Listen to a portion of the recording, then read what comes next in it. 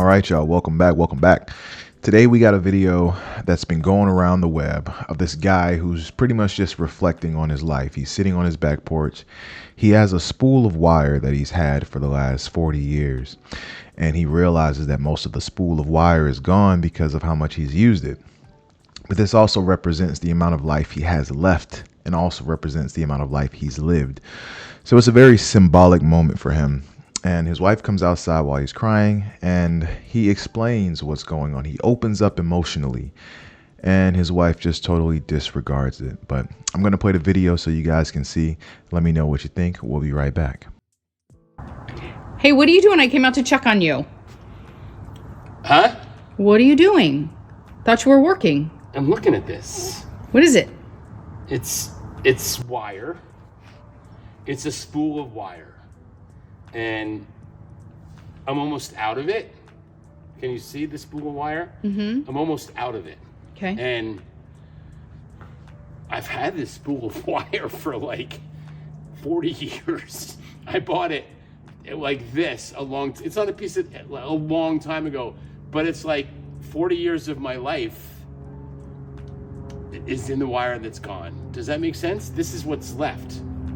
Does that make I'm sense? sorry to hear that and sad for you, but you're wearing your Jets hat and I'm a little concerned right now that you're wearing your Jets hat. I thought that's why you were crying. Okay, I'm done. So as you can see, this is a touching moment for the guy. Like, he's sad. That spool of wire is representing his life, his lifetime of work, his memories, his struggles, every single thing, and also represents what he has left. And you see the way his mind is working through this. This is a very vulnerable moment. This may be his most vulnerable moment he's ever experienced in life.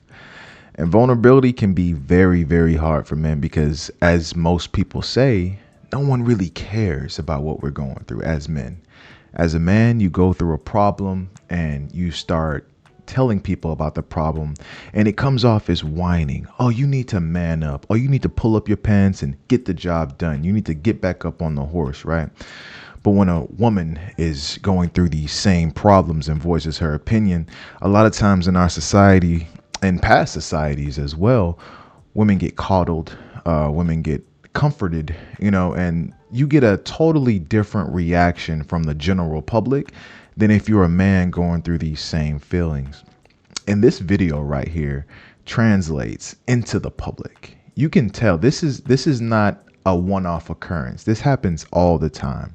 And like I said, this is the reason why a lot of guys will keep these feelings bottled up and will not express feelings. Or if they do, selectively, they will do it to their male friends, usually not to a woman.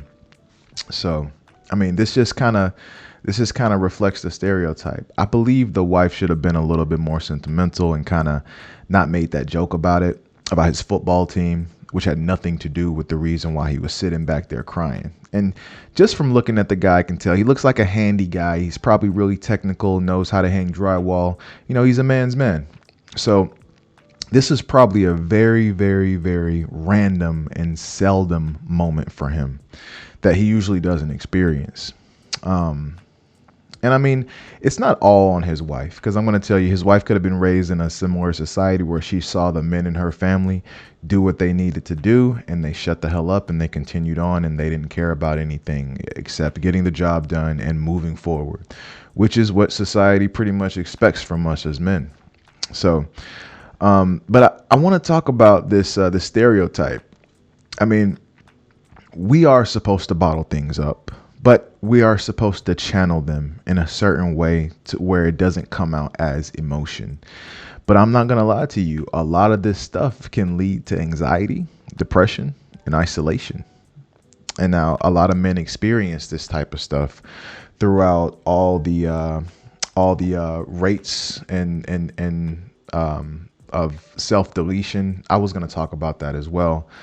The rates of self-deletion, and I say self-deletion because I don't want to get flagged for certain key terms. The rates of self-deletion for males is disproportionately higher than it is for females. And I think these stereotypes have a lot to do with this. These stereotypes that men cannot be vulnerable, men cannot talk about their feelings and stuff like that.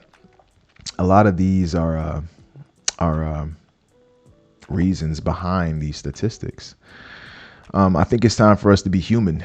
I mean, it's okay to be a manly, masculine man. That's fine. But you still have to acknowledge that you have certain emotions that need to be spoken about. Okay. You have to tell someone this stuff. Everybody's feelings matter.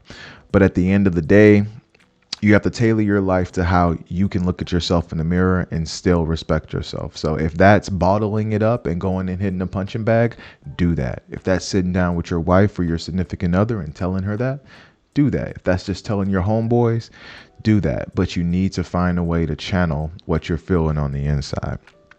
And like I said, this is not a one-off thing. I think this happens often in relationships, especially, I want to say especially in the African American community, because as men in the African American community, you are looked at as the pinnacle of masculinity. The absolute pinnacle. We don't have an emo phase in the black community, is what I'm saying. Like, there is no feeling phase where we're in our feelings. The closest we got to that was a raw wave or something like that. So, I mean, let's be for real. But what do we do about this? How do we change the narrative? Is there a way to change the narrative? I think we just need to listen more. I know I talked to one of my friends that I haven't talked to in a long time.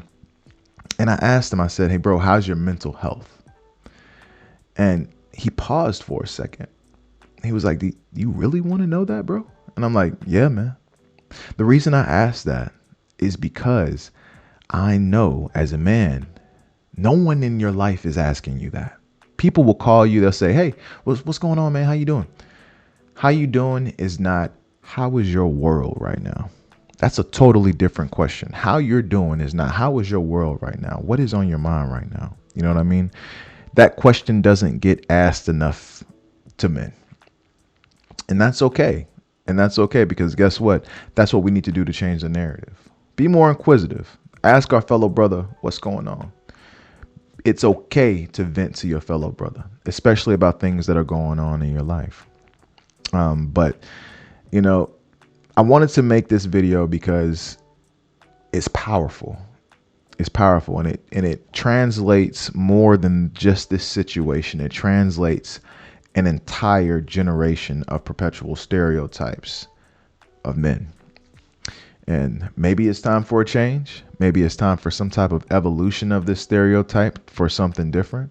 But I know it's got to be time for something else, because if you look at, like I said, the self-deletion rates, it's disproportional. Something has to be done about this. Time for a shift.